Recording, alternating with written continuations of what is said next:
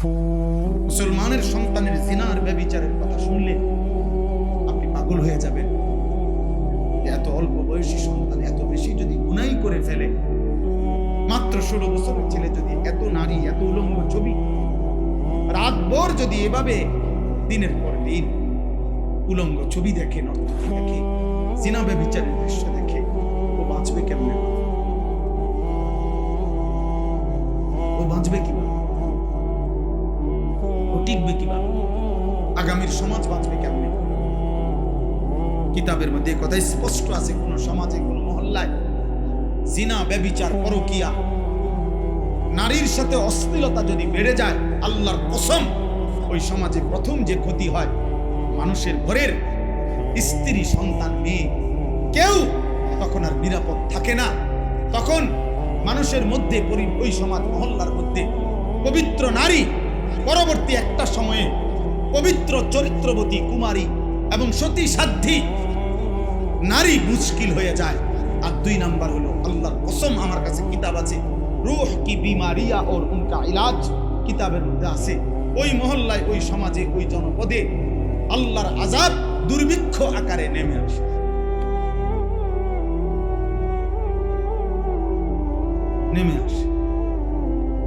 আপনাদের চোখের সামনে আপনাদের ছেলেরা পাগল হয়ে গেছে। আপনারা দেখেন কি করে সারাটা দিন একটা মোবাইল দিয়া। এটা একজন সুস্থ স্বাভাবিক মানুষ করতে পারে। একটা মানুষের মোবাইল একটা প্রয়োজন হইতে পারে, অফিসের কাজ, ব্যবসার কাজ, প্রতিষ্ঠানের কাজ, ঠিক আছে, কিন্তু এভাবে রাত নাই, দিন নাই, 24 ঘন্টা চোখটা এটার উপরে, এটা ইমানদারের সন্তান হতে পারে। 365 দিনে, খোদার 1 বছরে কোনদিন, একটি বছরে যে ছেলেটা কোনদিন আপনার ঘরে ঘুমাইয়া 18 বছরের এমন সুন্দর ছেলে, 16 বছরের এমন সুস্থ সবল তাগড়া ছেলে, গত 1 বছরে যে কোনদিন ফজরের নামাজ পড়ে নাই, আমার বিবেচনায় সে মানুষের বাচ্চা হতে পারে। মুসলমানের বাচ্চা তো দূরে থাক, আমি তারা মানুষের বাচ্চা বলি। মুসলমানের বাচ্চা এত বড় নাফরমান। 365 দিন, খোদার 1 বছর কোনদিন নামাজ পড়বা না তুমি। মুসলমান এত বড় নিকৃষ্ট হয়। দুশ্মন আমাদের ছেলেদেরকে।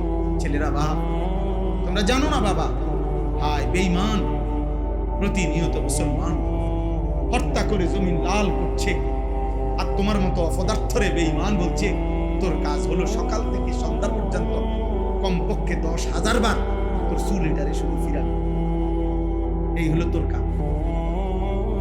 পরে একটা কাম দিয়ে দিছে, তোমার কাম হইলো শুধু কেবল চুল এটারে পিছনের দিকে ফিরে, আমারে দিছে এই কাম, তোমারে দিছে এই কাম। হ্যাঁ, ফিরাও, ফিরাও, অসুবিধা কি, ফিরাও, ফিরাও বাবা, আসো। কারণ প্রতিবন্ধী এমনই হয়। হ্যাঁ, প্রতিবন্ধী যারা হয় তারা নিজে নিজে আসে। মানসিকভাবে যারা প্রতিবন্ধী তারা এমনই হয়। তুমি দেখো প্রতিবন্ধী, আপনারা খেয়াল করে দেখি, মানে একটা ছেলে সারাক্ষণ, তুমি চুলটা বড় রাখলা, তুমি সামনে বড় রাখলা, আবার তুমি সেটারে বারবার পিছনে, তাহলে তোমার এটা যে অসুবিধা হইতেছে, তো তুমি যেটা বুঝতেছো, তো এটা বারবার ফিরাও কেন? আর যদি অসুবিধা না হয় তো ফিরাও কেন? অসুবিধা হইলে এটারে সামনে রাখছো কেন? ভাবি, ফিকির করতেছি যে আমি মোট কি করছি, কি করবো। আল্লাহ তাআলা বলে, বান্দা প্রতিদিন হিসাব করো, আজকের দুনিয়া থেকে তুমি আগামীকালকের কিয়ামতের জন্য আজ কি পাঠিয়েছো। আমার প্রিয় ভাই, তুমি বলো, আজকে সেই সকাল ভোর থেকে যে যখন ঘুম থেকে উঠছো, ফজরের নামাজ কপালে জোটে নামাজ, এরপর থেকে ঘুম পর্যন্ত কি করছো? তোমার ভাই, তুমি বলো, ইনসাফ। এই দেশের জন্য কি করছো, এই সমাজের জন্য কি করছো, অথবা তোমার দুনিয়ার কল্যাণের জন্য তুমি কি করছো, আখিরাতের কল্যাণ। ইনসাফ। একজন মুসলমান 365 দিন, 1 বছর কোনদিন ফজরের নামাজ পড়বা না, মুসলমান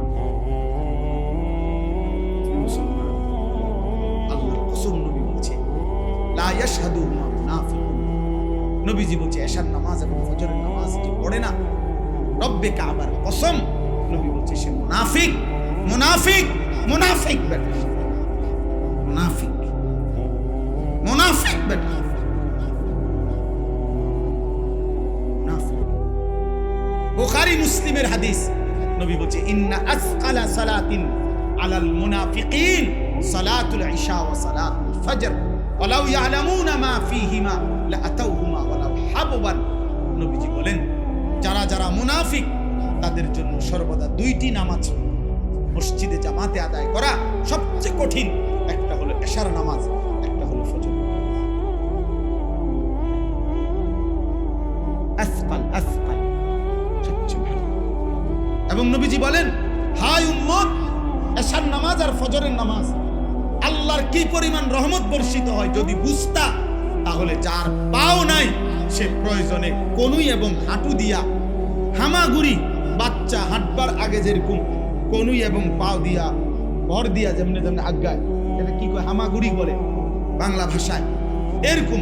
অথবা বলেন না যে ধরেন না ক্র্যাচে করে হলেও আরেকজনের কাঁধে ভর দিয়া হলেও, হায় উম্মত যদি বুঝতা এশা এবং ফজরের নামাজে কি পরিমাণ আল্লাহর রহমত বর্ষিত হয়, তাহলে তুমি হামাগুড়ি দিয়ে হলেও মসজিদে যাওয়ার চেষ্টা করবে। রাসূলুল্লাহ সাল্লাল্লাহু আলাইহি ওয়াসাল্লাম সাহাবী ছেলেরা শোনো, বাপ শোনো, মনে করো কোনদিন এই বন্ধু যে এক বন্ধু তোমাকে বলে গেছিল, এক প্রিয় ভাই বলে গেছিল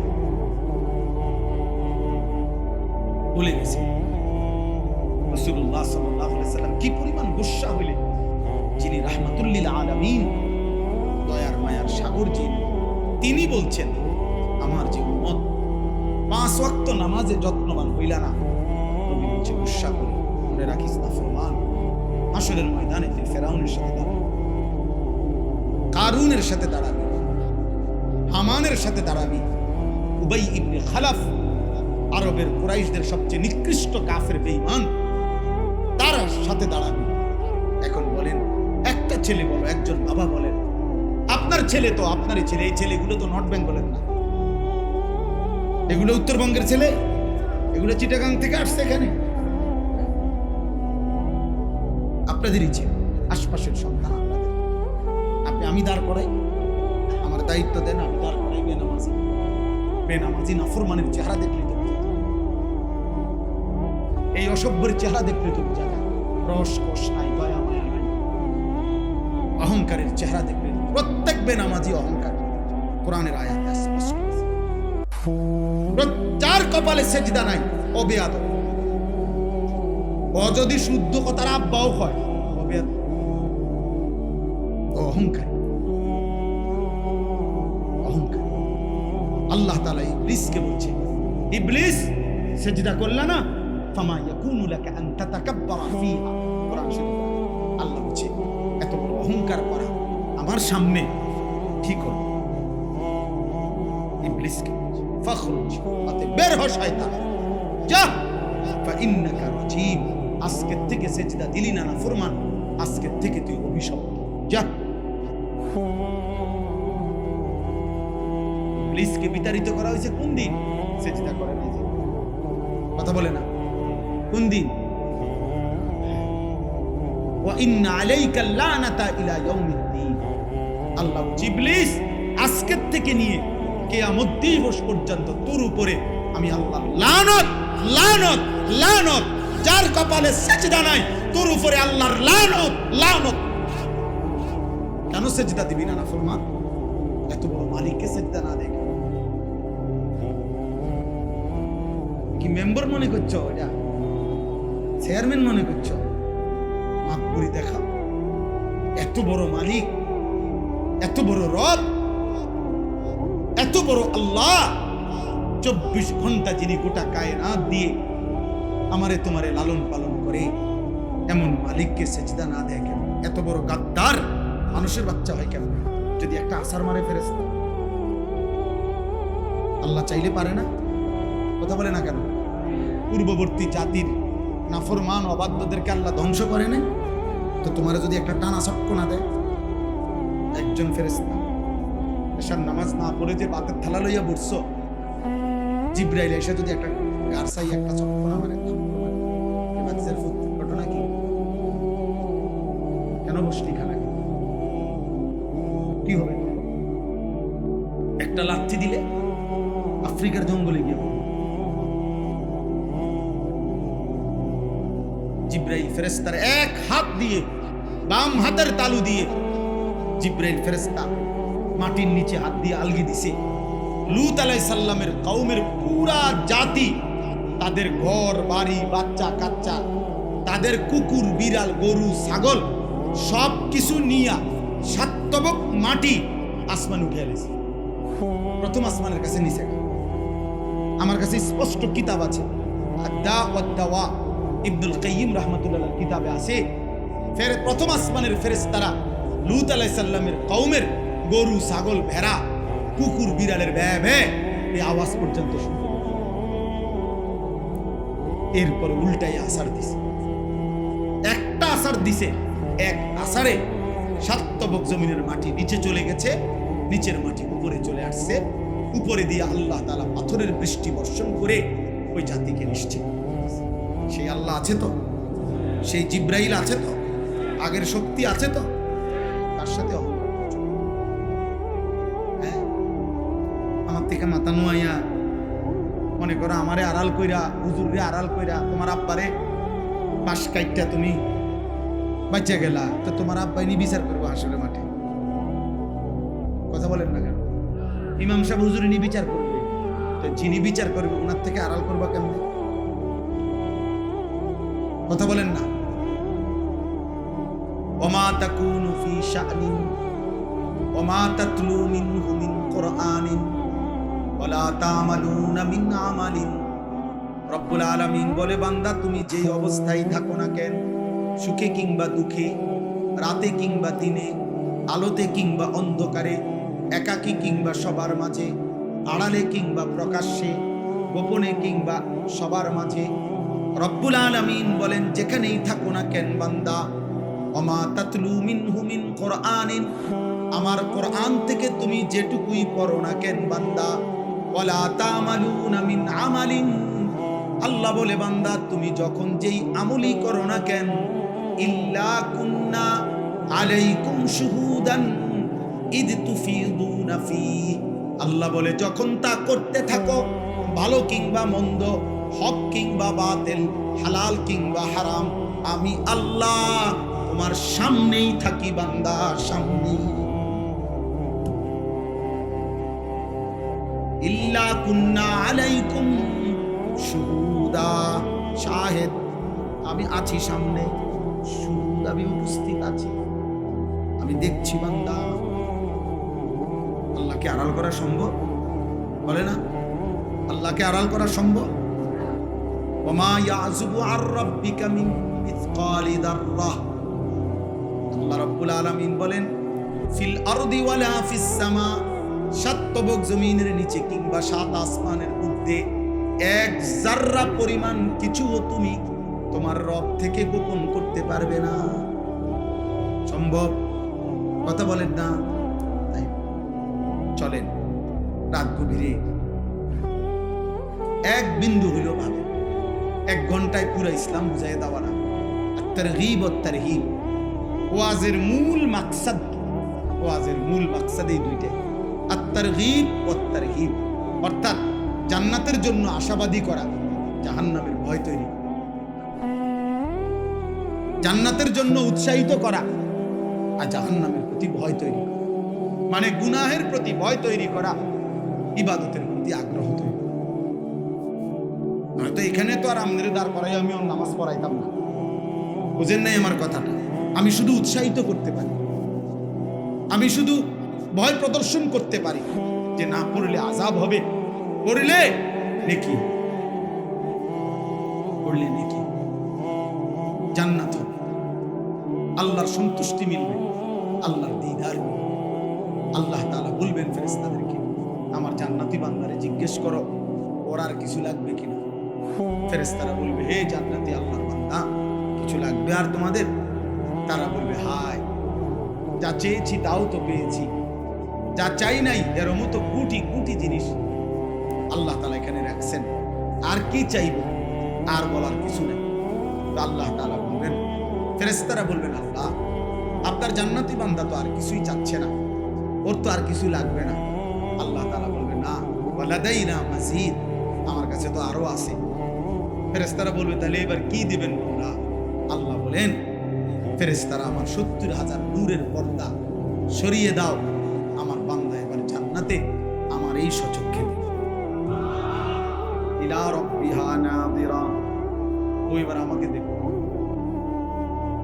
আর কোন জান্নাতি বান্দা যখন আল্লাহকে দেখবে, আল্লাহ দিদার হবে, তো পুরা জান্নাতের সমস্ত নিয়ামত সে ভুলে যাবে,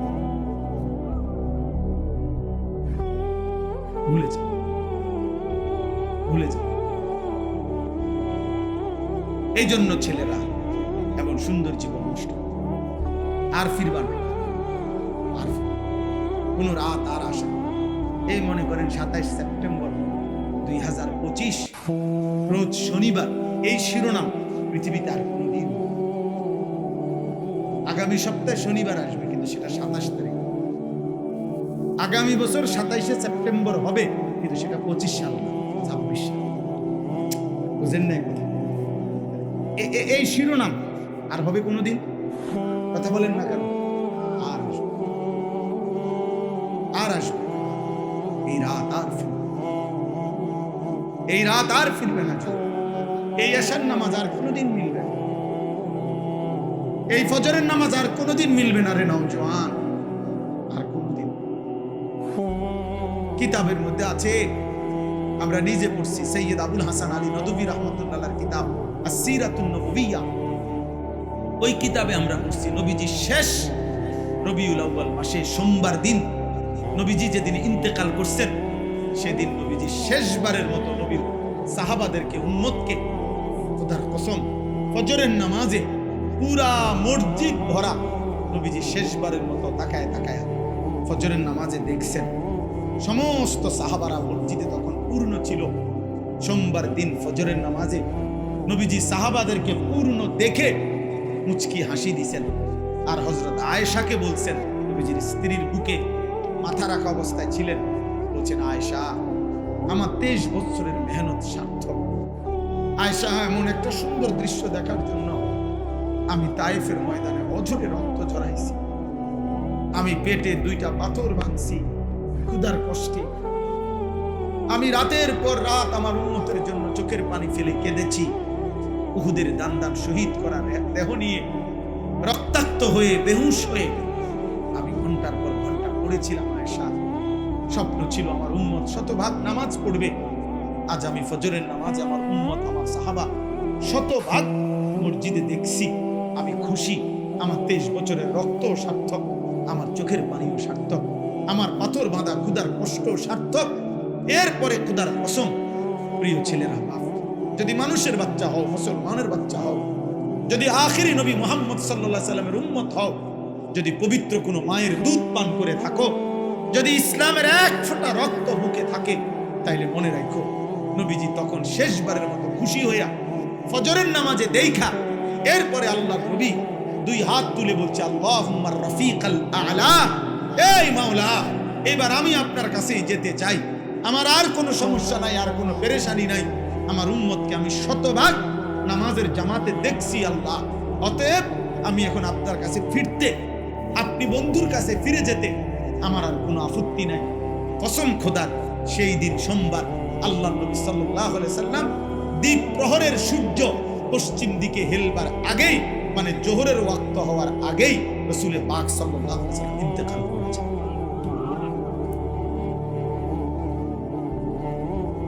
এজন্য উম্মতকে শেষবারের মতো দেখছেন কোন নামাজে? বলো না ভাই, কোন নামাজে? এই নওজোয়ান, বলো না। তোমার নবী শেষ হাসি দিয়েছিলেন, সেই আমল নামা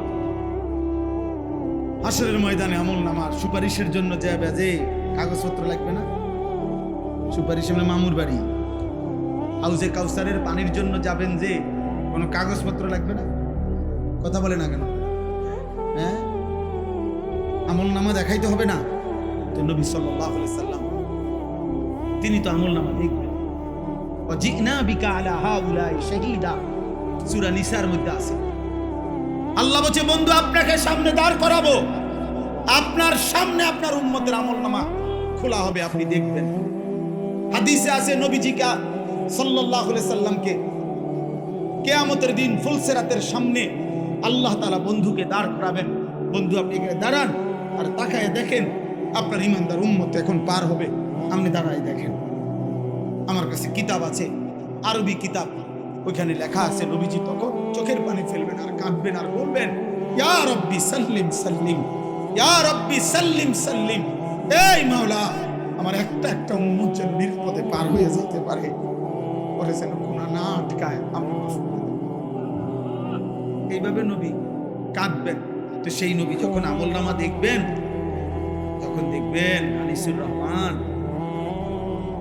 365 দিন, 2-4-5 বছর 10 বছরের ভিতরে কোনদিন ফজরের নামাজ পড়ো নাই, 30 বছর টানা সুদ খাইছ, 30 বছর টানা কিস্তি নিছ, 30 বছর ধরে প্রতিদিন রঙিন টেলিভিশনে নাচ গান নর্তকীর ছবি দেখছ, 30 বছর ধরে কথায় কথায় গালি দাও, বয়স হইয়া গেছে 60, এখনো বিড়ি সিগারেটের অভ্যাস ছাড়তে পারো নাই। তাইলে কত বছর যাবত বিড়ি খাইতেছ, সিগারেট খাইতেছ? এই আমলনামা যখন নবীজির সামনে দিবেন, উম্মত নবীজি বলবে, উম্মত এই ছিল শ্রেষ্ঠ নবীর শ্রেষ্ঠ উম্মতের আমলনামা এটা। আমি এটা নিয়ে আমার মালিকের সামনে কেমনে দেখাবো? তুমি আমার এই বড় মাথাটা, আমার এই সম্মানের মাথা কেমনে ছোট করে দিল? আমি এটা দেখাবো কেন?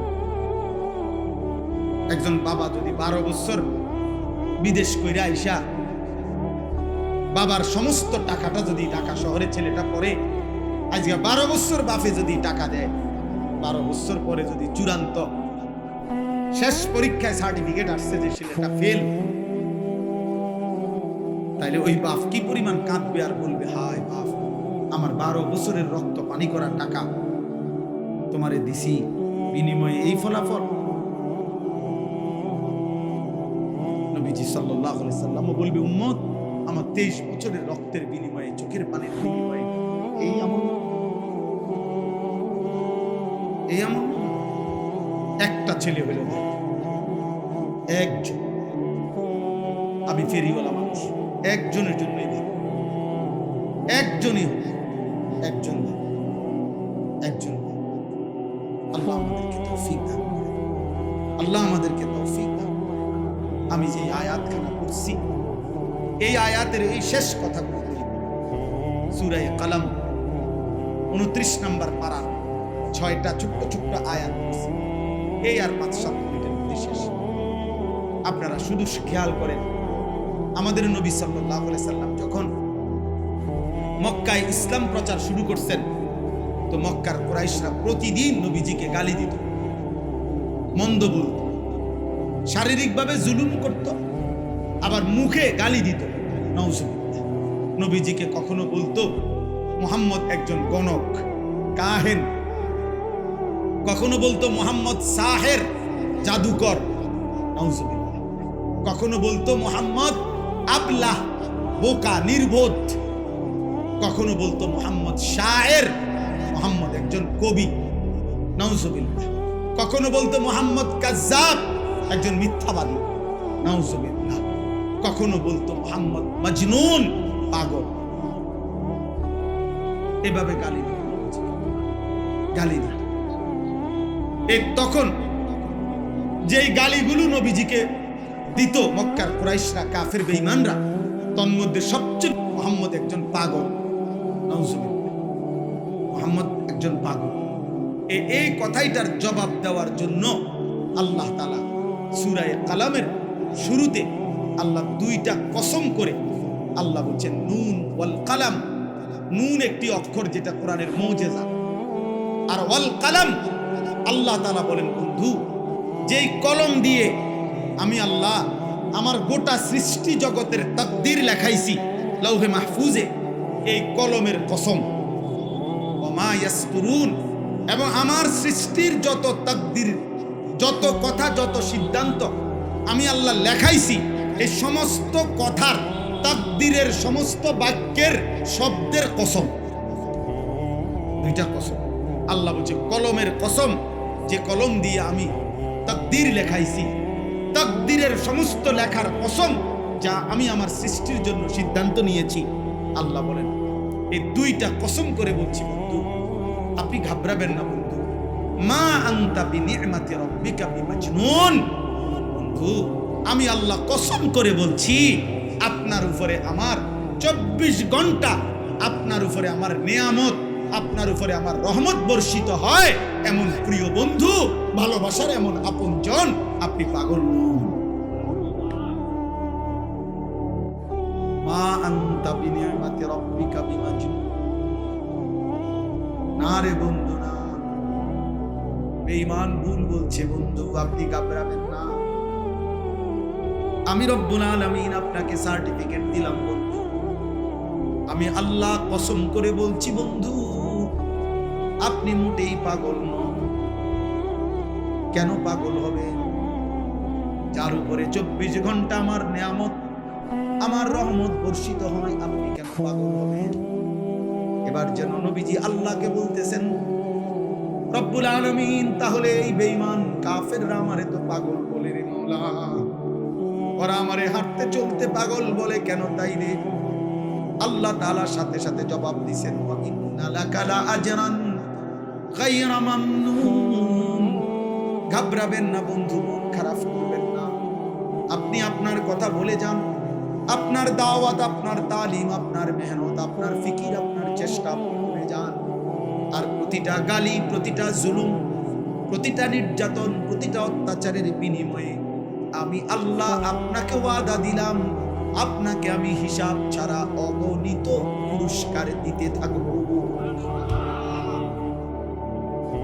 ওরা গালি দিবে আপনাকে একবার, আমি রব্বুল আলামিন আপনি বন্ধুকে ভালোবাসবো লক্ষবার। ওরা মন্দ বলবে একবার, আমি আপনাকে পুরস্কার দেব কোটিবার। হিসাব ছাড়া। এরপরে শেষ আল্লাহ বলেন বন্ধু আচ্ছা, ওরা আপনারে এই শেষ কথাটা শুনেন। আল্লাহ বলে বন্ধু, ওরা আপনারে পাগল বলে, গণক বলে, জাদুকর বলে, কবি বলে, আহমক বলে। আমি আল্লাহ এবার একটা কথা বলতে চাই, অগরে আপনি শুনান। আল্লাহ বলেন আমি দুইটা কসম করে বন্ধু বললাম। ওই যে দুইটা কসম তো বুঝছেন, একটা হলো কলমের কসম, আর হলো তাকদীরের কসম। আল্লাহ বলেন এই দুইটা কসম করে বলছি, ওয়া ইন্নাকা লাআলা খুলুকিন আযীম। এই গোটা সৃষ্টি কায়নাতের মধ্যে সমস্ত উত্তম গুণ, সর্বশ্রেষ্ঠ যত উত্তম চরিত্র, উত্তম আখলাক, উত্তম সৌন্দর্য, রূপে, গুণে, আখলাকে, চেহারায়, চলনে, বলনে, আচরণে, উচ্চারণে, রাতে, দিনে, ঘরে, বাইরে, বাজারে, সংসারে, উঠতে, বসতে, একাকী, প্রকাশ্য, অন্ধকারে, আলোতে, 24 ঘন্টা আপনাকে আমি আল্লাহ যেভাবে সাজিয়েছি, সর্বশ্রেষ্ঠ আখলাক, সর্বোচ্চ গুণ, সবচেয়ে বেশি সুন্দর উত্তম করে আপনাকে আমি সাজিয়েছি। আমি এবার এটা চ্যালেঞ্জ করলাম বন্ধু, অগরে শুনায় দেন, আপনার 63 বছর আমি আল্লাহ সাজায় দিছি, আপনার রাত আমি সাজিয়েছি, আপনার দিন আমি সাজায় দিছি, আপনার হাসি আমি সাজায় দিছি, আপনার কান্না আমি সাজায় দিছি, আপনার চুল আমি সাজায় দিছি, আপনার চেহারার ডিজাইন আমি সাজায় দিছি, আপনার চরিত্র আখলাক আমি সাজায় দিছি। এবার বেঈমানদেরকে বলেন, কিয়ামত পর্যন্ত আমি কসম করে আল্লাহ চ্যালেঞ্জ করলাম, আমি বন্ধু আপনার জীবনের 63 বছরের মধ্যে 1 সেকেন্ডের উপরে বলেন একটা লাল কালির দাগ বসাই দেব।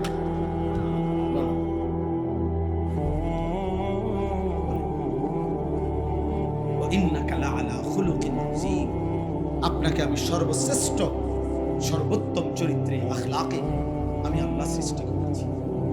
এজন্য তিনি এমন রাসূল দোস্ত, আল্লাহ করে এত বড় নিয়ামত দিয়েছিলেন। খেলাটেলি করেন না কেন? সুন্নি ওয়াহাবি পিটাপিটি করেন না, জিলেবি আর বিরিয়ানি লইয়া কইলেন 23 বছরের চোখের পানি বিনিময়ে বিরিয়ানি আর জিলাপি? না না না ভাইয়া, এমন শ্রেষ্ঠতম নবী আল্লাহ করে এ ঠেলাঠেলি করার লেগে গেছে। এমন শ্রেষ্ঠতম নবী আল্লাহ তাআলা আমাদেরকে মহব্বত করে দিয়েছেন। আমরা কিতাবে পড়ছি সমস্ত উত্তম গুণ, মনে করেন ধৈর্য, এটা একটা উত্তম গুণ কিনা? সাহসিকতা, এটা একটা উত্তম গুণ কিনা? কথা বলেন না কেন? হ্যাঁ, দানশীলতা, এটা একটা উত্তম গুণ কিনা? পরোপকার মানে অন্যের উপকার করা, এটা একটা উত্তম গুণ কিনা? এরকম যত গুণ হইতে পারে মানুষের চরিত্রের, তো কিতাবে লিখছে যদি সমস্ত গুণকে বলা হয় যে তুমি তোমার গুণটি সর্বোচ্চ কিরকম হইলে হয়, এরকম একজন মানুষের আকৃতি তুমি ধারণ করো। যে হে ধৈর্য, সর্বোচ্চ ধৈর্য কেমন হইলে হয়, একজন মানুষের আকৃতিতে তুমি ধরো। হে সাহসিকতা, সর্বোচ্চ সাহসিকতা কেমন হইলে সুন্দর হয়, তুমি আকৃতি ধরো। কিতাবে লিখছে সমস্ত উত্তম গুণকে যদি বলা হয় সর্বোচ্চ ওই গুণটি আকৃতি ধরো, তো খোদার কসম বারবার যার চেহারা ভেসে উঠবে তিনি মুহাম্মদ, মুহাম্মদ, মুহাম্মদ, মুহাম্মদ। ধৈর্যে যিনি সেরা তিনি মুহাম্মদ, সাহসিকতায় যিনি সেরা তিনি মুহাম্মদ, দানশীলতায় যিনি সেরা তিনি মুহাম্মদ, পরোপকারে যিনি সেরা তিনি মুহাম্মদ, রাত্রিবেলার ইবাদতে যিনি সেরা তিনি মুহাম্মদ, দাওয়াতে যিনি সেরা তিনি মুহাম্মদ, তালিমে যিনি সেরা তিনি মুহাম্মদ, তাওয়াক্কুলে যিনি সেরা তিনি মুহাম্মদ, তাকওয়াতে যিনি সেরা তিনি মুহাম্মদ। হর গুণে আমাদের নবী সাল্লাল্লাহু আলাইহি সাল্লাম তিনি সেরা, তিনি শ্রেষ্ঠ, তিনি সর্বোত্তম। আছে খুবা হামাদারান তু তানহাদা। আল্লামা ইকবাল বলছে হে নবী, ১৬ লক্ষ নবীর যত গুণ আছে সব যদি আপনার মাঝে দেখি আপনি একাই সব। আছে খুবা হামাদারান তু তানহাদা, আপনি একাই সব, আপনি সব, সব গুণে আপনি। নবী সাল্লাল্লাহু আলাইহি সাল্লামের সারা দেহ, সারা অঙ্গ, সারা চেহারা সবই শ্রেষ্ঠ, আর সমস্ত আচরণ তাও শ্রেষ্ঠ। তার হাসিও সুন্দর, নবী সাল্লাল্লাহু আলাইহি সাল্লামের কান্নাও সুন্দর, তিনি হাঁটলেও সুন্দর, তিনি বসলেও সুন্দর, তিনি কথা বললেও সুন্দর, তিনি চুপ থাকলেও সুন্দর, তিনি সবার সাথে বসলেও সুন্দর, একাকে বসলেও সুন্দর, চুল খোলা রেখে বসলেও সুন্দর, চুল ঢাইকা বসলেও সুন্দর, চাদর পরা অবস্থায়ও সুন্দর, চাদর খোলাও সুন্দর। আছে খুবা হামাদারান আহসানু মিনকা লাম তারা কাত্তু আইনি। নবীজির একজন সাহাবী হাসান ইবনে সাবিত নবীজির সামনে দাঁড়িয়ে বলছে ইয়া রাসূলুল্লাহ, আপনার মতো সুন্দর আমার এই দুই নয়নে আমি আর কাউকে দেখি। এরপরে বলছে ইয়া রাসূলুল্লাহ, এমন সুন্দর কেমনে দেখো? ওয়া আজমালু মিনকা লাম তালিদিন নিসা। হে নবী, এমন সুন্দর তো কোনো মা কোনোদিন বাচ্চাই প্রসব করে, এর চাইতে সুন্দর কোনো বাচ্চাই তো পৃথিবীতে ভূমিষ্ঠ হয় নাই, আপনার চাইতে সুন্দর। ও খালিকিয়ত মে বেমিসাল, এই হুসন সিরাত মে বেমিসাল। আল্লাহ যেমন সৃষ্টিকর্তা হিসাবে তুলনাহীন, এই নবী মুহাম্মদ সাল্লাল্লাহু আলাইহি সাল্লাম সৌন্দর্য এবং গুণে, আখলাকে তিনিও তুলনাহীন। এমন শ্রেষ্ঠতম রাসূল সাল্লাল্লাহু আলাইহি সাল্লামকে ছেড়ে হায় মুসলমানের সন্তান কোথায় হারায় গেল? কার মতো চুল কাটা, কার মতো জামা পরা, সারাটা দিন কাকে দেখে দেখে কাটা আমার ছেলেরা। প্রিয় ভাই, কোন মাটির মধ্যে যদি পায়খানা, একটু পায়খানাও যদি থাকে, তারপরও এই মাটির দুর্গন্ধ করে, পেশাব লাগলে দুর্গন্ধ করে। অর্থাৎ মানুষ যার সাহচর্য বা যেই বস্তুতে যার সান্নিধ্য সাহচর্য হয়, ওইটার প্রভাব তার উপরে পড়ে।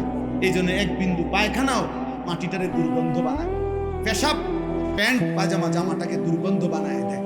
এই জন্য খোদার কসম ছেলেরা, এই বন্ধু আমি বললাম, তোমাদের যাদের চুল এই সামনে বড়, এদিকে বড়, সামনে ডানে বামে, এই ফ্যাশনেবল চুল, এগুলো কাফেরের চুল, এগুলা বেঈমানের চুল, এগুলা ইহুদির চুল, খ্রিস্টানের চুল, নাস্তিক মুরতাদের চুল। অতএব মনে রাখো, এই চুল, এই চেহারা, সারাদিনে অজু নাই, নাপাক শরীর, বীর্যপাত হয়, হারাম ছবি দেখলে, বীর্যপাত হয়, অশ্লীল ছবি দেখলে বীর্যপাত হয়, উলঙ্গ ছবি দেখলে বীর্যপাত হয়, অসৎ নারীর জিনা ব্যভিচারের দৃশ্য দেখলে বীর্যপাত হয়।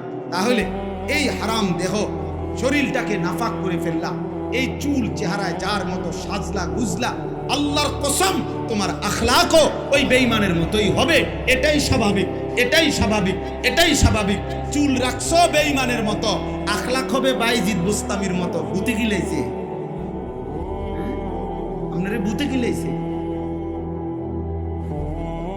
আপনার চলাফেরা বেঈমানের মতো, আপনার চরিত্র হবে জুনায়েদ বাগদাদির মতো, নাকি? আপনি বুঝেন না, বুঝেন না? চাচাদেরকে বলি, চাচা 60 বছরের চাচা এখনো বৈশা বৈশা বিড়ি খান, সিগারেট খান, আর দাঁড়াইবেন আবু বকর সিদ্দিকের লগে, নাকি? আব্দুল কাদের জিলানির লগে আপনি হাসরে দাঁড়াইবেন? হ্যাঁ, আব্দুল কাদের জিলানি আপনার চাচা, বিড়ি খাইতে খাইতে আব্দুল কাদের জিলানির লগে দাঁড়াইবেন, বাইজিদ বুস্তামির সাথে দাঁড়াবেন, নাকি? মৃত্যু পর্যন্ত চা দোকানে টেলিভিশন দেখা কবরে গিয়া জুনায়েদ বাগদাদিরে পাইবেন, নাকি? আল্লাহ আমাদেরকে বুঝতাম, আল্লাহ আমাদেরকে হেফাজত করেন, আমাকেও আপনাকে। একটা ছেলেকেও যদি বুঝাইতে পারিস তো এই সার্থকেই মাহফিল।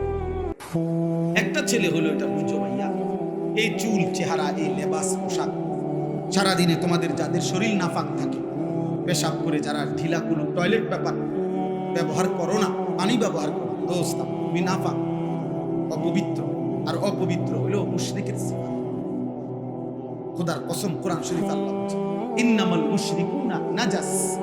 একেবারে সরাসরি কোরআন শরীফ আল্লাহ বলেছে নিশ্চয়ই যারা মুশরিক তারা নাপাক। এটা বেঈমানের সিফাত, মানে গুণ, বেঈমানের বৈশিষ্ট্য। অতএব দয়া করে আমি অনুরোধ করি, নিজেরে বদলাও, নিজেরে ফেরাও, এই চুল স্বাভাবিক করো, চারিদিকে সমান রাখো, হয়তো পিছনে বড়, পিছন দিকে বাবরি চুল। ওলামায়ে কেরামের সাথে মাশওয়ারা, বিড়ি সিগারেট খাওয়া ছেড়ে, নর্তকী দেখা ছেড়ে, যারা বড় মোবাইল ব্যবহার করছে ভাইয়া তুমি এটা সরাও, আলাদা রাখো। এটা দরকার তোমার, আচ্ছা দরকারটা দরকারের সময় ব্যবহার, আলগা ছোট্ট একটা মোবাইল ব্যবহার করো সাথে, এটা দিয়ে স্বাভাবিক কাজ করবার, কথাবার্তা। যদি অফিসিয়াল, ব্যবসার, চাকরির, পড়ালেখার মোবাইল থেকে কোনো কাজ করতে হয়, ঠিক আছে, তখন নিবা, শেষ হইলে আবার আলগা আলগা সরাই। গুনার থেকে যতক্ষণ পর্যন্ত নিজেকে কিছুক্ষণ আলাদা না করবো, গুনার থেকে বাঁচা সম্ভব। এটা হুম দিলে আমি আপনার ফু দিয়ে দিব, আর আপনি জুনায়েদ বাগদাদি হয়ে যাবেন, তা আমি নিজেরই হুম দিলি তার বলা কথা বুঝেন না? কারণ আমার ফুতে যদি আপনি বাইজিদ বুস্তামি হয়ে যান, দেখতে পালা আমি নিজেই হুম দিই। বুঝেন নাই আমার কথা? আমি তাহলে আমারে ফু দিলে আর বলা না, এটা ফু দিলে, ফু দিলে হইলে 23 বছর নবী মেহনত করতেন। এই জন্য আমরা চেষ্টা করি, ঠিক আছে ইনশাআল্লাহ। ছেলেরা বাপ, আগামীর পৃথিবীতে ইসলামের বিজয় যদি কেউ চায়, সারা পৃথিবীতে, দোস্ত বাংলাদেশ হিসাব করলে, এই রাজনীতি হিসাব করলে শুধু এক কদ্দুর নিয়া, বাংলাদেশ নিয়ে হিসাব করলে, এক মুভমেন্ট আমি করতে পারি কদ্দুর আমি জানি না, কিন্তু আমার স্বপ্ন দেখতে হবে সারা পৃথিবী আমার কর্মক্ষেত্র। একজন মুমিন সারা পৃথিবীর স্বপ্ন। অতএব সারা পৃথিবী ব্যাপী আল্লাহর দ্বীনের বিজয়ের জন্য আমাদেরকে সেজদাওয়ালা হইতে হবে, আমাদেরকে ফজরের নামাজে অভ্যস্ত হইতে হবে। আলহামদুলিল্লাহ আমার একটা ব্যক্তিগত মেহনত আছে, ফজর ক্যাম্পেইন। আমি এই কাজটা করি, এখানে অনেক আলেম আছেন, যদি আমি আপনাদেরকে দায়িত্ব দিলাম, কোনো মসজিদের ইমাম সাহেব যদি থাকেন, নিজ দায়িত্বে আপনি এটা করবেন। আমি ব্যক্তিগতভাবে এটা করি।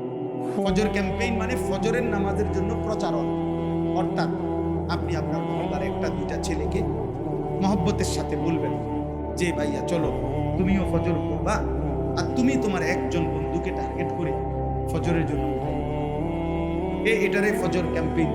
আস্তে আস্তে 2জন 3জন করে করে আলহামদুলিল্লাহ ধারাবাহিক মেহনত করলে ফজরের মুসল্লি বাড়ে। কেন? ফজরের মুসল্লি যারা, কিতাবে স্পষ্ট আছে, মাহাদির সৈনিক তারা। ফজরের মুসল্লি যারা দাজ্জালের বিরুদ্ধে লড়বে তারা। ফজরের মুসল্লি যারা, ইহুদিদের চূড়ান্ত পতন হবে ওই ইমানদারদের হাতে। তাওরাত কিতাবে আছে, তাদের কিতাবে আছে। কিতাব আছে, আমার গাড়িতে আছে। তাওরাত কিতাবে লেখা আছে মুসলমানদের ওই জামাতের হাতে ইহুদিদের চূড়ান্ত পতন হবে।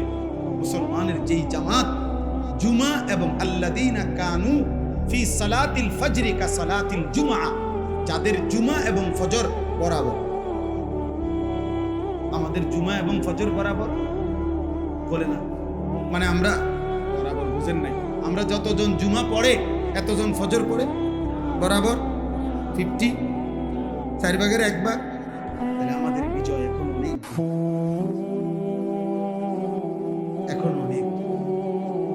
হ্যাঁ না, এটা কইয়া দিলে হইতো না চাচা, আপনি কইয়া কারে দায়িত্ব দেন? গপ মারলে হইতো না, শুধু আপনি করবেন কিনা সেটা বলেন। আপনার হায়াত আপনি বলেন যে হুজুর আমি 30 বছর ধরে বলছি এই লোকটাকে বা একজনকে ফজরের নামাজ পড়ার জন্য, 30 বছরও সে পড়ে নাই। আল্লাহর কসম, রব্বে কাবার কসম, 30 বছরের বলার নেকি আল্লাহ আপনার আমলনামায় দিয়ে দেন।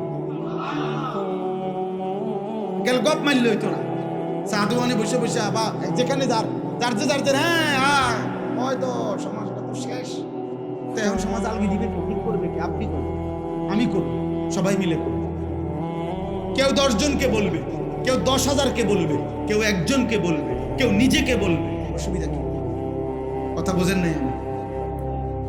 অতএব এটা জরুরি, মন খারাপ করবেন সবাই, হতাশার সুযোগ নেই। মুসলমানের জন্য হতাশ হইলে কুফরি, কুফরি করা, হতাশা কুফরি। আল্লাহ বলছে তোমার হতাশ হবা না, লা তাকনাতু মির রাহমাতিল্লাহ। অতএব আমরা চেষ্টা করব। আলহামদুলিল্লাহ চট্টগ্রাম সন্দ্বীপে আমাদের প্রায় 4,000-এর চাইতে বেশি ছেলে ফজরের নামাজ জামাতে। আমি এই শুক্রবার গতকালকে ফজরের পরে ঢাকা নন্দীপাড়া ওইখানে 2 ছেলের দাওয়াতে গেছিলাম, ফজরবাদ বয়ান করছি, এই ফজর ক্যাম্পেইনের বয়ান। আলহামদুলিল্লাহ ওইখানে তারা আজকে 2 মাস চেষ্টা করিয়া, একটা ল্যাব তোষকের দোকানদার আর একটা ফার্মেসি আছে, একটা ছেলে এই ফার্মেসি চালায়, এই 2টা ছেলে উদ্যোগ নিয়ে আলহামদুলিল্লাহ ওরা বল লিস্টটি দেখাইছে, হাজিরা খাতা 380 জন লোক নতুন করে ফজরের নামাজ জামাতে। অসম্ভব কিছু না, আপনি একজনের দায়িত্ব, আপনি একজনের জিম্মা, সব দায়িত্ব একজন মুতামিম সাহেব, একজন ইমাম সাহেবের কাঁধে, একজন বক্তার কাঁধে, একজন খতিব সাহেবের কাঁধে দায়িত্ব দিয়ে দিল। হুজুর বেডিটি বেশি খারাপ, পালা মতো কন, আপনি কিতা করেন? আপনি সিরা খান বইয়ে বইয়ে, হ্যাঁ আপনি বইবে সাদওয়ানে গপ মারেন, আপনি বলবেন, আমিও বলবো, সবাই মিলে বলবো। কথা বোঝেন নাই কথাটা? একটু একটু মুখ খুললে ইনশাআল্লাহ কিছুটা তো বরকত হবে না? এই উম্মতের মানুষকে আল্লাহর দিকে দাওয়াত দেওয়া, এই উম্মতের ইমানদার উম্মতের মধ্যে আমরা যারা আছি মুসলমান, আমাদের কার কার দায়িত্ব বলেন না? কার কার দায়িত্ব বলেন? তাহলে ছুটি আছে কারো? দায়িত্ব থেকে ছুটি আছে কারো? আপনি আপনার সাধ্য মতো বলুন। আমার মনে আছে, আমার আম্মারে আমি দেখছি বহুদিন ছোটবেলায়, ভিক্ষুক মহিলা, ভিক্ষার লেগায় মায় বলতো, কসম খোদার মারে আমি দেখছি, মা বলতো গো তোমার 2টা চাইল বাড়াইয়া দিব, তুমি আমার কত কথা বলবো, চাও তুমি 10 ঘরে চাইল যা পাইতা আমি তোমার একবারে দিয়ে দেব, তুমি আমার কথা শুনো। তো মা ওরে দেখতাম বেডি রে ওযু নামাজের কথা বলতো। আমার আম্মা শুধু ক্লাস 4 পাস করছে, 4র্থ শ্রেণী, 5-এ পড়ে নাই, ক্লাস 5-এ উঠছে, আর প্রাইমারি স্কুলে মার বিয়ে হয়ে গেছে। মায় কইছে 5-এ উঠছে আর বিয়ে হয়ে গেছে। এমন মা আমার, আলহামদুলিল্লাহ মায়ের চোখের পানিতে মার 5 ছেলে, আলহামদুলিল্লাহ 5 জনই আলেমে দ্বীন হয়েছে। খালাস, আল্লাহর জন্য মেহনত আপনি আপনার মতো করে করেন, বলেন ইনশাআল্লাহ। সবাই চেষ্টা করবেন ইনশাআল্লাহ। ফাসাতুবসির ওয়া ইউবসির বিআইয়িকুমুল মাফতুন। আল্লাহ নবীকে সান্ত্বনা দিয়েছে, বন্ধু আপনি মেহনত করে দেখতে থাকেন, আর ওরাও বিরোধিতা করে দেখতে থাকুন, আমি আল্লাহ প্রমাণ করে দেব খুব কম সময়ের মধ্যে বিআইয়িকুমুল মাফতুন। পাগল কে মাতাল কে আমি দেখাই। আগার পরবর্তী 23 বছরে সারা পৃথিবী জুড়ে মুহাম্মদ আরবি সাল্লাল্লাহু আলাইহি সাল্লামের কালেমার দাওয়াত পৌঁছে গেছে। আবু জেহেল, আবু লাহাবের নাম আজ আর কোন কুত্তাও নেয় না। নেয় না, কুত্তাও নেয়। ফেরাউনের নাম কুত্তাও নেয়। নাফরমানের নাম থাকে, জালেমের নাম থাকে, ইমানদারের নামই টিকে থাকে, সেজদাওয়ালার নাম টিকে থাকে। অতএব ছেলেরা মনে খামখেয়ালি করে সময় নষ্ট। আল্লাহ সবাইকে 5 ওয়াক্ত নামাজ পড়ার তৌফিক দান। এই মাদ্রাসা আল্লাহ কবুল করে নেন। মাদ্রাসার তামাম জরুরত আল্লাহ তাআলা পূরণ করে দেন। যে যেভাবে মাদ্রাসায় অংশগ্রহণ করে, মাদ্রাসা মানুষের কাছে 3টা জিনিস চায়: মুসলমানের দোয়া, মুসলমানের সন্তান, মুসলমানের দান সাদাকা। আমার শায়েখ আল্লামা মুফতি মুশতাকুর নবী কাসেমী হুজুর সবসময় এটা বলে, কোনো মুসলমান যদি একটি মাদ্রাসায় এই 3টা সহযোগিতা করে, অর্থাৎ দোয়া করে, আল্লাহ মাদ্রাসাটা টিকায় রাখেন। নিজের হোক অথবা অন্য কারো সন্তানও বুঝাইয়া হোক ভর্তি করাইবার চেষ্টা করে, করাইবার চেষ্টা করে। আর সাধ্য মতো 1 টাকা হোক আর লাখ টাকা হোক দান সদকা করে। হুজুর সবসময় বলে যে আমি বিশ্বাস করি ইনশাআল্লাহ আল্লাহ ওই ব্যক্তিকে এই ওলামা তোলাবা, মাদ্রাসার আলেম ওলামা তালেবে এলেম, তাদের সাথে ইনশাআল্লাহ দাঁড় করাবে। এই জন্য মাদ্রাসার জন্য দোয়া করবেন, মাদ্রাসায় সন্তান পড়তে দিবেন, মাদ্রাসায় প্রয়োজন সাধ্য পরিমাণ দান সদকা বলেন ইনশাআল্লাহ। আল্লাহ তাআলা তৌফিক দান। শেষ একটা ছেলে, একজন হিম্মত করে দাঁড়াও যে আমি ফজর পড়ব, একজন বন্ধুকে ডাকবো, একজন হিম্মত। আর কেউ আর কেউ মাশা বুঝা দাঁড়াইও, কিন্তু জিম্মাদারি নিচ্ছ। চাচা তো আপনি চাচাই আমার মাশা, আমি নওজোয়ান চাই। আল্লাহ মাশাআল্লাহ, ইনশাআল্লাহ আমরা বিশ্বাস করি। বসো ভাই, ইনশাআল্লাহ একদিন এই কিশোর নওজোয়ান ফিরবে, একদিনেরাই আগামী দিনে মাহাদির সৈনিক হবে ইনশাআল্লাহ। এই ফিলিস্তিনও বিজয় হবে, গাজাও বিজয় হবে, ইসরায়েলও হেরে যাবে ইনশাআল্লাহ। আল্লাহ আমাদের তৌফিক দেন, কবুল করেন। সুবহানাল্লাহি ওয়া বিহামদিহি, সুবহানাকা আশহাদু আল্লা ইলাহা ইল্লা আনতা আস্তাগফিরুকা। আলহামদুলিল্লাহ। মওলাই করিম আপনি মাফ করুন, রব্বে করিম আপনি মাফ করুন। হে আল্লাহ, রাত গভীর মাওলা, লাখো কোটি বান্দা ঘুমিয়ে গেছে, আমরা ঘুমাই নাই, আমরা মাফ চাচ্ছি মাওলা। আমাদের গুনাহ অনেক বেশি, আমাদের পেছনের গুনাহ মাফ করে দেন। আগামী জীবন সুন্দর করে দেন, ঈমান আমলের দৌলত দান, ইজ্জত আফিয়ত দান, তাকওয়া তাহারত দান, হিম্মত ইস্তেকামত দান, ইখলাস দান, সেজদাওয়ালা কপাল বানিয়ে দান, কাঁদনেওয়ালা চোখ, জিকিরওয়ালা জবান বানিয়ে, মোহাব্বতওয়ালা দিল। ইলাহা ইল্লাল্লাহ ওয়াহদাহু লা শারীকা লাহু ওয়া নাশহাদু আন্না সাইয়্যিদানা ওয়া হাবিবানা ওয়া মাওলানা মুহাম্মাদান আবদুহু ওয়া রাসূলুহু। আম্মা বা'দ, ফাআউযু বিল্লাহি মিনাশ শাইতানির রাজীম। বিসমিল্লাহির রাহমানির রাহিম।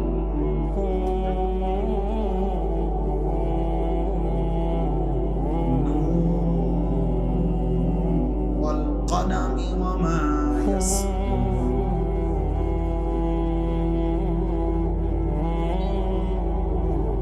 মা আনতা বিনি'মাতি রাব্বিকা বিমাজনুন।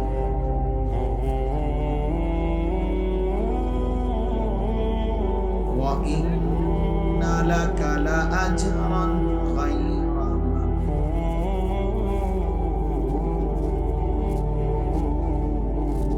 ওয়া ইন্নাকা লা'আলা খুলুকিন আযীম।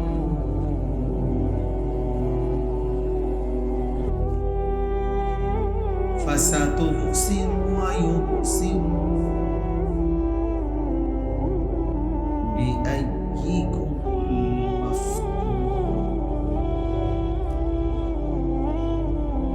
صدق الله مولانا العظيم. وقال نبينا صلى الله عليه وسلم بعثت لأتمم مكارم الأخلاق.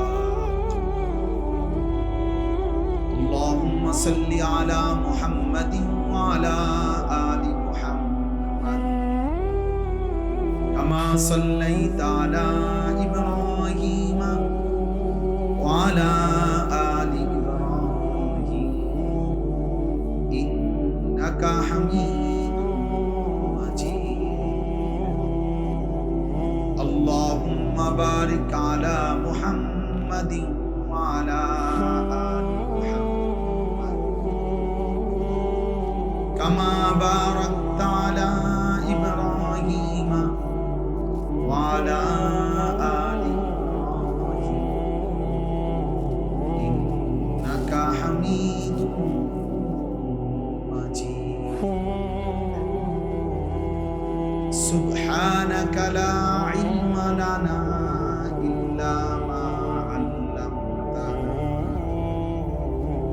إنك أنت العليم الحكيم. الحمد لله الله পাক রব্বুল ইজ্জত জুল জালাল ওয়াল ইকরামের ফজল কারাম রব্বুল আলামিনের ইহসান মেহেরবানি দয়া আল্লাহ তাআলা আমাদেরকে আজ 27 সেপ্টেম্বর 2025 রোজ শনিবার কুমিল্লা জেলা তিতাস উপজেলাধীন সাতানি দারুল উলুম মাদ্রাসার উদ্যোগে আজকের এই দ্বিতীয় বার্ষিক তাফসীরুল কোরআন মাহফিলে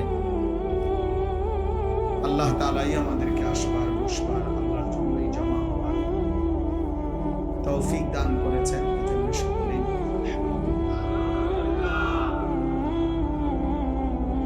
মুআজ্জাজ মুহতারাম হাজিরিন, বিশেষ করে নওজোয়ান ছেলেরা, তোমাদেরকে আমার এখনো ফাঁকে ফাঁকে অনেক জায়গা আছে দোস্ত, যারাই দাঁড়ায় আছো সর্বোচ্চ বসবার চেষ্টা করো। এখানে বসলে বরকত হবে আল্লাহর কথা শুনবার জন্য। আরে সবাই কথা বলেন, আমি তো বলতেছি, দয়া করে ভাইয়া তোমরা পিছনে ফাঁকা ফাঁকা বসো, নাই তো ওইখানে যেখানে আসো এখানেই বসো।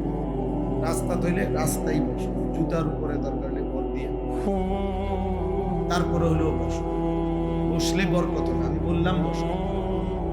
এরপরে যদি কেউ বসতে কোনোভাবে রাজি না হয়, সে চলে গেলে দয়া করে তুমি চলে যাও, এত কোনো আমার অসুবিধা। এটা তো নির্বাচনী কোনো জনসভা না আমার, বা আমি কোনো প্রার্থী না, কাজেই কম হোক বেশি হোক এতে তেমন কোনো আশা থাকে। কথা বলো না ভাই, কথা বলো না, সবাই যেমনি সুবিধা হয় বসলে। মাশাআল্লাহ, ওই ভাই তোমরা বসো, বউ না বা মাশাআল্লাহ। এই ছেলে বসো।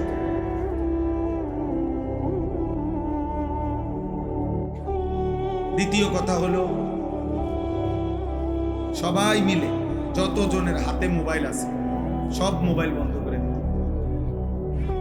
একজনও হাতে ধরে মোবাইল রেকর্ড করার কোনো দরকার নেই। আমি অনুরোধ করলাম, আদেশ করলাম, আমার অনুরোধ অল্প কিছুক্ষণ সময় তুমি তোমার জন্য শোনো। ছেলেরা এটা ভালো হবে ভাই, নিজের জন্য শোনো, নিজের জন্য। নিজের মোবাইলে হাজার হাজার সারা পৃথিবীতে যত আলোচক সারা বিশ্বে সবার ওয়াজ মোবাইলে। একবারে চাঁদের দেশে যদি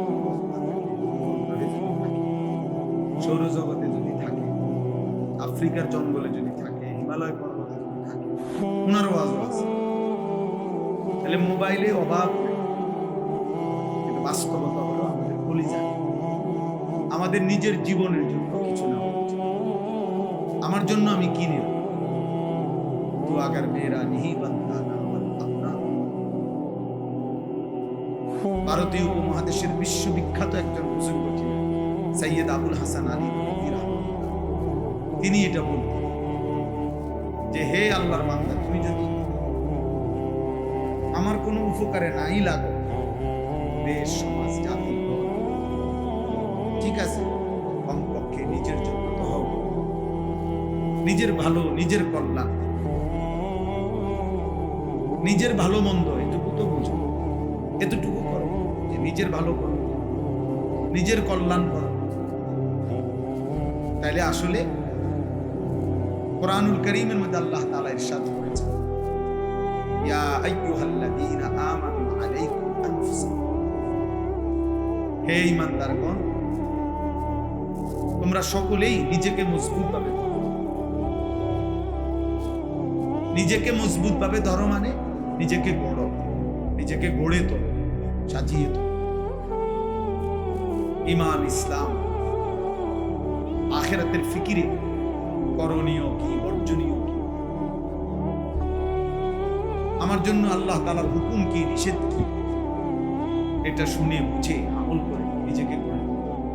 কোরআন কারীমের মধ্যে আছে আল্লাহ তাআলা বলেন, ওয়াহাদাইনাহুন নাজদাইন, আমার বান্দাকে আমি আল্লাহ দুইটা রাস্তা বলে দিয়েছি, একটা সত্য একটা মিথ্যা, এটা হালাল এটা হারাম, এটা জায়েজ এটা না জায়েজ, এটা উচিত এটা অনুচিত, এটা আল্লাহ তাআলাই বলে দিয়েছে।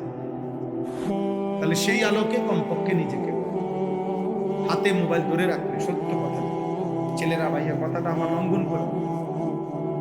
আমি আবারও অনুরোধ করছি, প্রয়োজনে তুমি চলে যাও, কোনো অসুবিধা নেই। আমি তো শুরুতেই বললাম আমি কোনো প্রার্থী না, কাজে আমার কোনো অনেক জনসমর্থন লাগবে না, আমি জনসমর্থন দেখি। আল্লাহর কথা একজনের জন্য যে পরিমাণ গুরুত্ব, 1 লক্ষের জন্য সেই পরিমাণই সমান গুরুত্ব। নবী সাল্লাল্লাহু আলাইহি ওয়াসাল্লাম বলেছেন, ফাওয়াল্লাহি লা আন ইয়াহদিয়াল্লাহু বিকা রাজুলান ওয়াহিদান খায়রুন লাকা মিন হুমরিন না'আম। আল্লাহর কসম, তোমার দ্বারা একজন ব্যক্তি, নবীজির হাদিস, নবী সাল্লাল্লাহু আলাইহি ওয়াসাল্লাম বলেন যে একজন ব্যক্তি তোমার দ্বারা হেদায়েত পাবে, আল্লাহর রাস্তা পাবে। আরবের সমস্ত চিহ্নিত দামি লাল চিহ্ন বিশিষ্ট উট, মানে সবচেয়ে দামি উট আরবের সবগুলো তোমাকে হাদিয়া দেওয়ার চাইতেও কোটি গুণ। কয়জন ব্যক্তি? একজন। কোরআনুল কারীমের মধ্যে আছে সূরা ইয়াসিনের মধ্যে একটা ঘটনা আছে, শুনুন। 3 জন রাসূল একটি এলাকায় মানুষকে আল্লাহর দ্বীনের দাওয়াত দিয়েছেন। আমাদের নবী সাল্লাল্লাহু আলাইহি ওয়াসাল্লামের পূর্বে 3 জন রাসূল, ওয়াদরিব লাহুম মাসালান আসহাবাল কারিয়া, এখানে ঘটনাটা আছে। তো সেখানে আছে যে 3 জন রাসূল আল্লাহর প্রেরিত পুরুষ, দিবানিশি মানুষকে আল্লাহর দিকে ডেকে সর্বশেষ পর্যন্ত ওনাদের হাতে ঈমানদার হইছেন শুধুমাত্র একজন। কয়জন? একজন। ওয়াজাআ মিন আকসাল মাদিনাতি রাজুল, এই একজন, একটা লোক। এইটা কি ওনাদের ব্যর্থতা? মানে এই রাসূলগণ ব্যর্থ? হাদিসে আছে আল্লাহর নবী সাল্লাল্লাহু আলাইহি সাল্লাম বলেন, আমি স্বপ্নের মধ্যে আল্লাহ তাআলা আমাকে দেখাইছেন কিয়ামতের দিন নবীরা নিজ নিজ ঈমানদার উম্মত নিয়ে দাঁড়াচ্ছেন, সেটা আমি দেখছি। তো নবীজি বলেন, আমি এমন নবীও দেখছি যে নবীর সাথে ওনার ঈমানদার অনুসারী 3 জন, সালাসা। কোন নবীকে দেখছি ওনার ঈমানদার উম্মত 2 জন, ইসলাম। কোন নবীকে দেখছি ওনার ঈমানদার উম্মত 1 জন, ওয়াহিদ। কোন নবীকে এমনও দেখছি, রিয়াজুস সালিহিনে এই হাদিস আছে, কোন নবীকে এমনও দেখছি লাইসা মাআহু আহাদ, ওনার সাথে ওনার অনুসারী মানে ওনার পুরা জীবনে হায়াতে একজনও ঈমান আনে নাই, একাই উনি দাঁড়াইছেন এমন নবী। তাহলে অসুবিধা, তাহলে ওই নবী কি ব্যর্থ? কথা বলেন না, ওই নবী কি নবী হিসেবে বাদ? তাহলে জনপ্রিয়তা একটা ধোঁকা, এটা মূল কোনো বিষয়ই না। মূল বিষয় হলো আল্লাহর কথা শোনা, কথা বলা, আল্লাহর কথা পৌঁছা। এই জন্য নওজোয়ান, আবারও বললাম প্রিয় ভাই, যে কতক্ষণ সময় আমরা শুনি, দয়া করে তুমি তোমার জন্য মোবাইলটা টিপো না, মোবাইলটা হাতে এটা নিয়ে ব্যস্ত, পকেটে নিয়ে আনো। আমরা কোনো রাত চুক্তি বসছি না, সারা রাত চুক্তি বসি নাই, অল্প কিছুক্ষণই কথা হবে, এরপরে আমরা সবাই যার যার মতোই চলে যাব।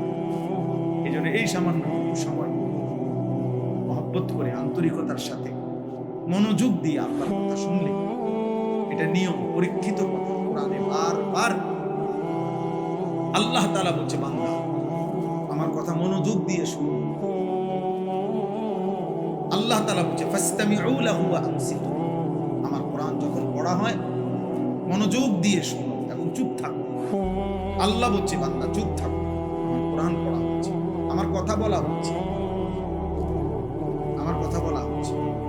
আমার আব্বারে দেখতাম মোবাইলে কল আসলে, আব্বা মোবাইল রিসিভ করলে সবাই আর আগে চুপ, একদম মোবাইলে কথা বলার জন্য আব্বা সবাই। আল্লাহ তাআলা বলছে আমার কথা হচ্ছে, অতএব তোমরা সকলেই দুইটি কাজ করো, ফাসতামিউ লাহু, এক নাম্বার মনোযোগ দিয়ে শোনো, দুই নাম্বার ওয়া আনসিতু, এবং পুরাপুরি চুপ থাকো। আল্লাহ বলেন আমি ওয়াদা দিলাম লাআল্লাকুম তুরহামুন, অবশ্যই এতে করে তোমাদের উপরে রহমত বর্ষিত। তাফসীরে রুহুল মাআনিতে আছে রহমত বর্ষিত হবে মানে কি? রহমত বর্ষিত হবে মানে হলো আল্লাহ তাআলা তৌফিকুত তাআ, আল্লাহ তাআলা এই কথাগুলোর আলোকে তোমাকে আমল করার তৌফিক দান, এটাই রহমত। যে নামাজের কথা শুনছিলা মনোযোগ দিয়া, আল্লাহ তোমাকে নামাজের তৌফিক দিন। হালাল হারামের কথা মনোযোগ দিয়ে শুনছিলা, আল্লাহ হালাল হারাম মানার তৌফিক দিন। গুনাহ থেকে বাঁচার কথা মনোযোগ দিয়ে শুনছিলা, আল্লাহ তাআলা গুনাহ থেকে বাঁচার হিম্মত দেবে। জাহান্নামের ভয়ের কথা শুনছিলা, জাহান্নাম থেকে বাঁচার যোগ্যতা দেবে। জান্নাতের কথা শুনতেছিলা, যে জান্নাতি আমল করার তৌফিক দিয়ে। শর্ত কি? মনোযোগ দিয়ে শোনা, চুপ থাকা। বলেন কি শর্ত কি? বলেন সবাই বলেন। চুপ থাকা।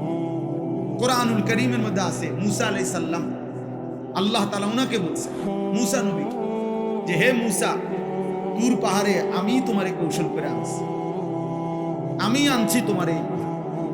এই আগুন দরকার, ঠান্ডা লাগতেছে, আগুনের তালাশে আসছো, সবই আমি আল্লাহর সিস্টেম, আমি তোমার এইভাবে আনাইছি এখানে।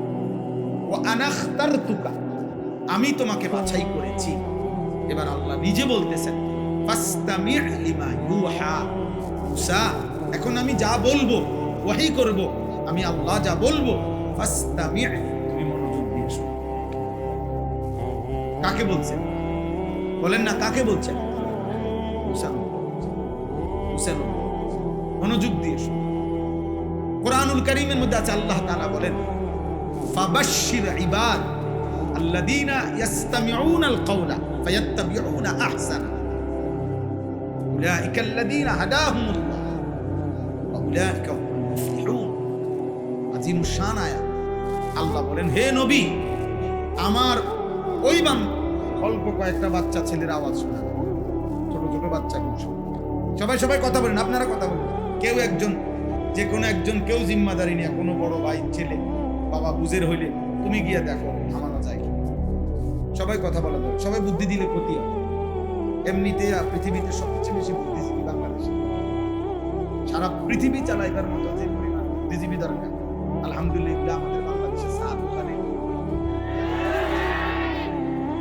এরম তুই যে একটা জাতিসংঘ, আমরা জাত ওখানে নিয়মিত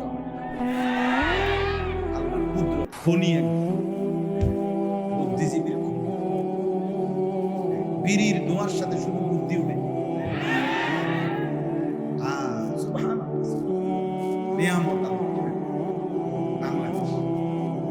শুধু আপনি এখান থেকে বলবেন যে এখন শুধু বলে দেখেন না যে ভাই গরিপুর যাব কেমনে গেলে বা আমনে যারে জিগাইছেন উনি হয়তো বলার সুযোগে পাবে না বাকি।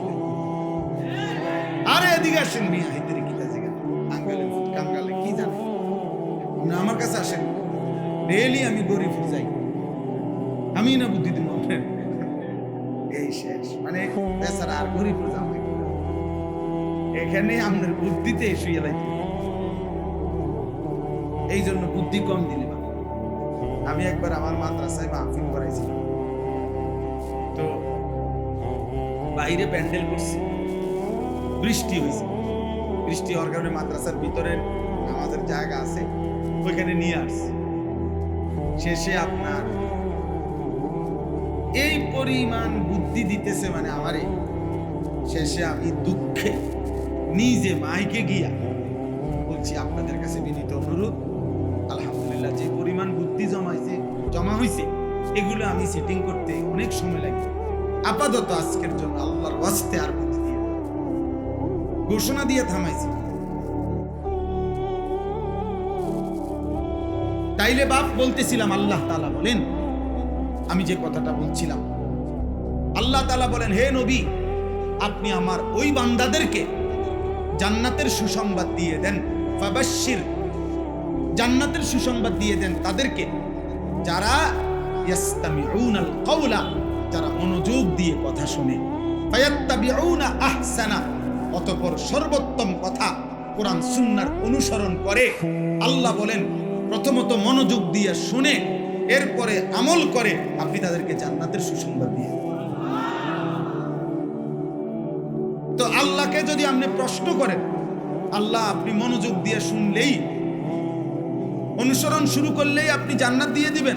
আল্লাহ বলে হ্যাঁ, উলাইকাল্লাযীনা হাদাহুমুল্লাহ, এমন বান্দাকে হেদায়েতের পথে আমি আল্লাহই চালায় দেব, পরে উল্টা পথে যাইতেই দিতাম, পরে ভুল পথে যেতেই দেব, আমি আল্লাহই ফিরায় দেব।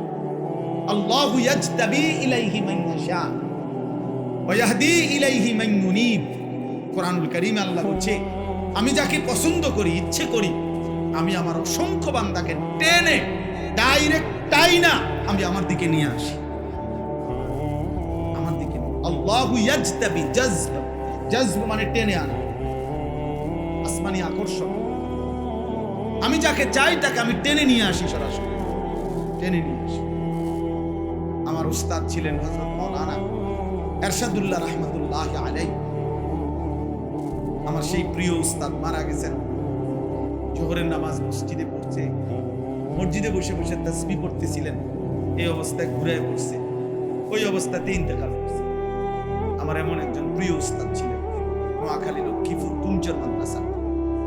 তো হুজুরে বলতেন যে আল্লাহ যারে কবুল করে তারে আল্লাহ তাআলা ক্ষেতের কিনার থেকে মাদ্রাসারা নিয়ে আসে, আল্লাহ যারে কবুল করে না তারে মাদ্রাসার বারান্দার থেকে ধাক্কা দিয়ে বের করে যা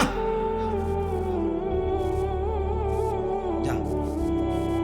এজন্য আমরা কিতাবে পড়ছি হযরতে হালিমা রাদিয়াল্লাহু তাআলা আনহা, নবীজির দুধ মা হালিমা, উনি বাচ্চা খুঁজতেছে অন্যান্য ঘরে ঘরে, উনি তখন বাচ্চা খুঁজতেছিলেন দুধ পান করাবার জন্য মানুষের ঘরে ঘরে, আর অন্যান্য মহিলা সবাই আসতেছে নবীজির দুয়ারে, নবীজির মার কাছে। যত মহিলাই আসছে রব্বুল আলামিন বলে আমি এদেরকে যারা আসছে তা করে দূরে সরাই দিলাম, যে হালিমা অন্য দুয়ারে ঘুরতেছিল আমি টেনে আমার বন্ধুর কাছে নিয়ে আসি, আমার দোস্তের কাছে নিয়ে আসি। এই জন্য দোস্ত, আল্লাহ তাআলার দয়ার ফজল ছাড়া মানুষ আল্লাহর দিকে ফিরতে পারে না, আল্লাহ টেনে আনে। আল্লাহু ইয়াজতাবি ইলাইহি মান ইয়াশা ওয়া ইয়াহদি ইলাইহি মান ইউনীব। আর আল্লাহ বলছে দ্বিতীয় পদ্ধতি হলো যে আমার দিকে একটু ঝুঁকে আসে, কিছুটা আন্তরিকতা দেখায়, এক কদম দুই কদম এক হাত দেড় হাত আগায় আসে, মান ইউনীব মানে ঝুঁকে পড়ে আমি আল্লাহর দিকে, আমি তার চাইতে এগিয়ে হেদায়েত দিয়ে দেয়। এজন্য হাদিসে কুদসিতে আছে, ইয়া আদম কুম ইলাইয়া আমশি ইলাইকা। আল্লাহ তাআলা বলেন, হে বনি আদম, তুমি আমার জন্য দাঁড়াও, আমি তোমার জন্য হাঁটবো। আমশি ইলাইয়া উহারবিলু ইলাইকা, তুমি বান্দা আমার জন্য হাঁটো, আমি তোমার জন্য দৌড়ব। তুমি আসবা 1 বিগত, আমি আসবো 1 হাত। তুমি আসবা 1 হাত, আমি আসবো 2 হাত। তুমি আসবে হাঁটতে হাঁটতে, আমি রব আসবো রহমত আর মাগফিরাত নিয়ে দৌড়তে দৌড়তে। আতাইতুকা হারওয়ালা, দৌড়তে। তুমি রাতে আসলে আমি রাতেই আসবো, তুমি দিনে আসলে দিনেই আসবো। ইন আতাইতানি লাইলান আতাইতুকা লাইলান। আল্লাহ বলছে, বান্দা তুমি যদি গুনাহ নিয়া রাত গভীরে আমার কাছে মাগফিরাতের জন্য আসো, আমি ওয়াদা দিলাম আমি গভীর রাতেই মাগফিরাত নিয়ে তোমার কাছে আসবো। ওয়া ইন আতাইতানি নাহারান আতাইতুকা নাহারা, তুমি দিনে আসলে আমি দিনেই আসবো। তুমি যদি পাহাড় পরিমাণ গুনাহ, আসমান ছোঁয়া গুনাহ নিয়ে সত্যিকার তওবা করো, যদি এই 3টা কথা বলতে পারো দিল থেকে, আমি তো তোমার দিল জানি, তুমি যদি দিল থেকে বলতে পারো, আসমান পরিমাণ গুনাহ নিয়েও যদি বলো যে আল্লাহ আমি গুনাহ বাস্তবিক অর্থে চিরতরে দিল দিয়ে বলতেছি, আল্লাহ আমি গুনাহ ছেড়ে দিছি, ছেড়ে দিলাম, আর করব না, ওয়াদা দিলাম, আমি লজ্জিত বান্দা, আমি মাফ চাইলাম, খোদার কসম আল্লাহ বলেন আমিও মাফ করে দিলাম। যা, কিন্তু আমি কিন্তু বান্দা দিল জানি। ফাজলামি করে বলতেছো না, মস্কারি করে বলতেছো। তোমার আস্তাগফিরুল্লাহ কি দিলের আস্তাগফিরুল্লাহ নাকি শুধু শুধু আস্তাগফিরুল্লাহ? এটা আল্লাহ বুঝে না? কথা বলেন না কেন? এজন্য আল্লাহ বলেন, বুঝমতো পাইলে, দিল থেকে পাইলে, সত্যিকার অর্থে পাইলে, আমি যদি বুঝি যে বাস্তবিক অর্থে তুমি মাফ চাচ্ছ, তওবা করছো, আমি আল্লাহ ইবনা আদম লাউ বালাগাত যুনুবুকা আনানাস সামা সুম্মা ইস্তাগফারতানি গফারতু লাকা ওয়ালা উবালি, তোমার গুনাহ যদি আসমান পৌঁছে যায় আর তুমি যদি আমার কাছে মাফ চাও, আমি কোনো পরোয়া না করে সত্যিকার তওবা করিলে আমি মাফ করে দেব। খামখেয়ালি করলে, মস্কারি করলে হবে না। মস্কারি, বিড়ি খেতে খেতে কয় আস্তাগফিরুল্লাহ, চাচা সাদওয়ানে বিড়ি খায় টেলিভিশনের দিকে আগ করে রাক্ষসের মতো তাকায় রয়েছে, আর আস্তাগফিরুল্লাহ কিও কি শুরু হলো দেশটা? আপনি বুঝছেন না চাচা কি শুরু হয়েছে দেশটা? মনে জানেন না? আপনি বিড়ি খেতে খাইতে বলে রাস্তা। করাচি হযরত রাহমাতুল্লাহ আলাইহি বলছেন, কুতুবে আলম আরিফ বিল্লাহ হযরত মাওলানা শাহ হাকিম মোহাম্মদ আখতার রাহমাতুল্লাহি আলাইহি একজন মহান বুজুর্গ, তিনি বলছেন, গুনাহ চলমান রেখে কেউ যদি আস্তাগফিরুল্লাহ পড়ে তো তার ওই আস্তাগফিরুল্লাহর উপরে আস্তাগফিরুল্লাহ। তোমার আস্তাগফিরুল্লাহর উপরে কি? পকেটে সুদের টাকা। আপনাকে আস্তাগফিরুল্লাহ রাব্বি বলেন কিতে নামে বাটফার, এই বাটফার, হারাম কর, সুদ কর, কিস্তি কর, বেটা কিসের মাফ চাচ্ছ? সিটারি করো, সিটারি করো। তার সাথে তওবা করতেছে, এই যে ডোলো কিতা লড়লে মাফ করে দিবে আল্লাহ। আল্লাহ বুঝে না, আল্লাহ জানে না, আল্লাহ দিলের খবর জানে না। 30 বছর ধরে সুদ খান, আপনি কিসের ইস্তেগফার করতেছেন? 30 বছর ধরে ওজনে কম দেন, কার কাছে মাফ চাইতেছেন? কি মাফ চাচ্ছে? গুনাহ ছেড়ে দিতে আর করবে না, ওয়াদা দিতে হবে। ওই ছেলে, এই বেটা অপদার্থ বেটা, এত চুরি করে আর মোবাইল উঠাও কেন?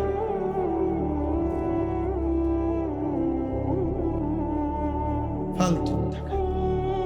তোমারে বলছি না বেটা, ভালো না লাগলে তুমি চলে যাও বেটা, অসুবিধা কি? আমার সমস্যা কি? আমার হাসে কেন? হাসে তাও বুঝে না। আমি ছেড়ে দেওয়ার পাত্র না বাপ, সাফ কথা। আর কোনোদিন প্রয়োজনে বলবো না আপনার কাছে, অসুবিধা কি? আপনার এখানে আর কখনো আসলাম না, তো সমস্যা কি? মনোযোগ দিতেই হবে দোস্ত। আজ আমাদের এটা বাস্তব কথা হলো, মনে কষ্ট নিয়ে না, ও আল্লাহ ওকে ভালো করেন, আমরা দোয়া করি আল্লাহ তার জিন্দেগি বদলায় দেয়। ভাইয়া বিশ্বাস করেন, আজ যদি